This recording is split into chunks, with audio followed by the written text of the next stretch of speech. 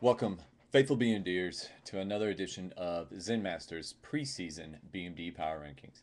Um, my feng shui is a little thrown off. I always shoot from the hip on these, anyways, but I was halfway through doing this and got a call from the owner of KC's, Mick Dago business. What can you do?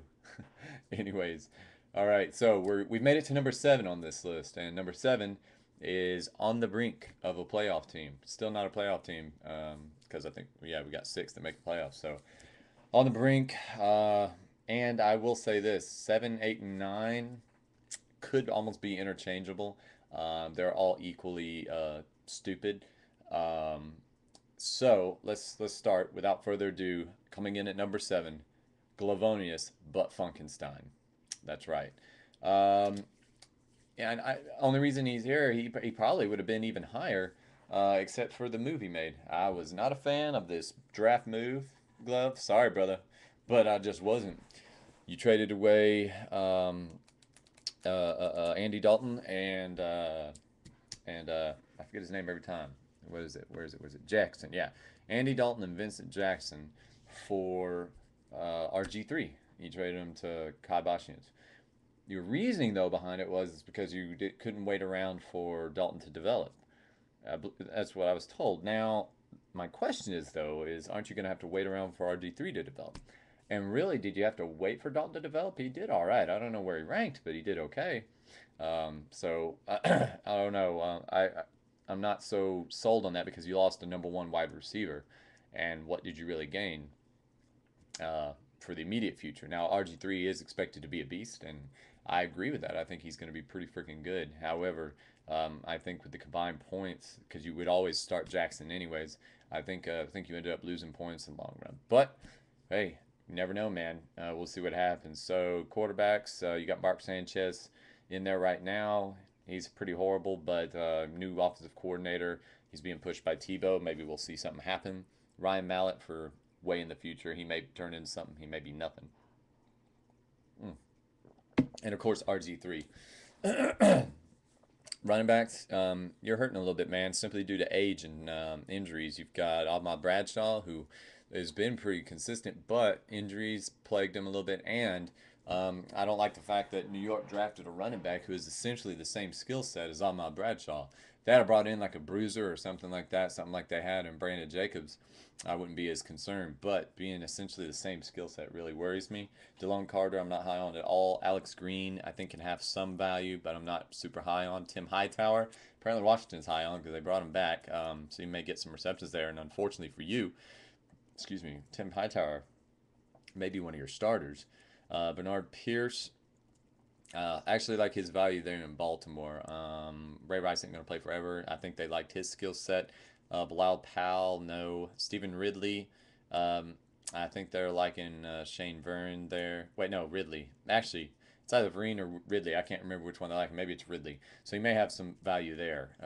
Jason Snelling and Michael Turner. So really, you're just stuck with Michael Turner, Stephen Ridley, um, and on my Bradshaw right now.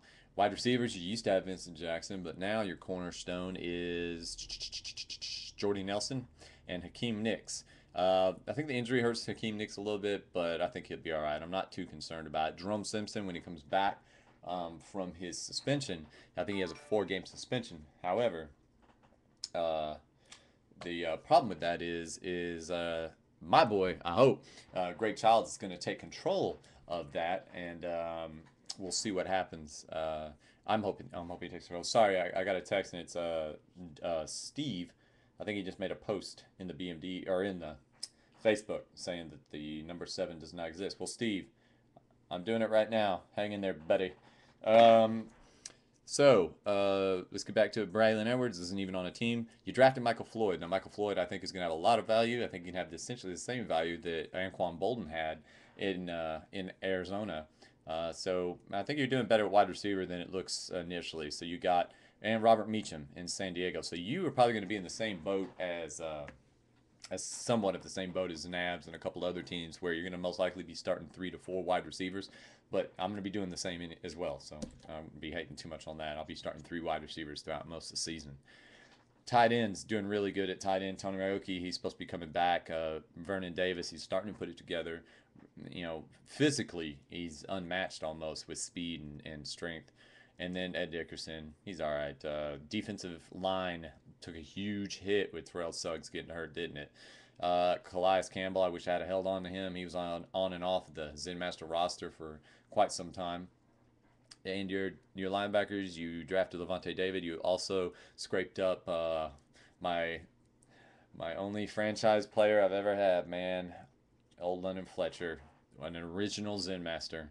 Um, and then he goes on to have the best season of any linebackers. Fucking bullshit. Desmond Bishop put up mad numbers too. And your safeties are all right. So,